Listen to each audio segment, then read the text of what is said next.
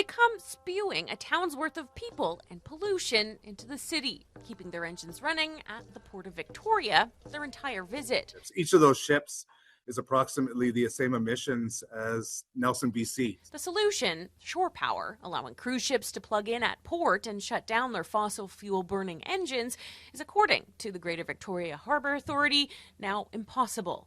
The money is the main issue. Despite being given $31.5 million collectively from the feds and the province, the Harbour Authority says it can't afford shouldering the $68 million shortfall. When we began this project, the estimated costs were about $25 million. What we found is that the costs have escalated to just shy of $100 million on the low side. In the wake of the news, James Bay Neighbourhood Association says the residents are deeply disappointed, pointing to other major ports on the West Coast, Seattle and Vancouver, that offer shore power.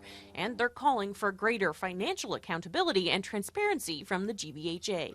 They seriously need to find a way to make those numbers work. The conservation group Oceans North says given the GVHA's profit this year and the province's Clean BC promises, cost isn't a good excuse. You do the math, but 300 plus ships, a very successful year from an economic point of view, isn't a very successful year in terms of health outcomes. Oceans North says 4 out of Canada's 17 port authorities have some version of shore power. Vancouver, Prince Rupert, Montreal and Halifax. Now, Canada has some catching up to do with the rest of the world. Globally, there's a move towards shore power. Currently, California, Europe and China have regulations requiring ships to plug in if they can.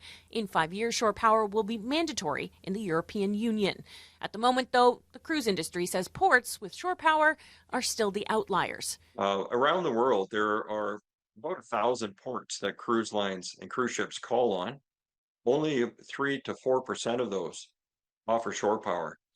But by 2028, we expect that about 80% of the ocean-going ships that are part of the Cruise Lines International Association will be capable of plugging in. A technology soon to be available on most cruise ships, but not at the Port of Victoria. The dream of shore power now docked indefinitely.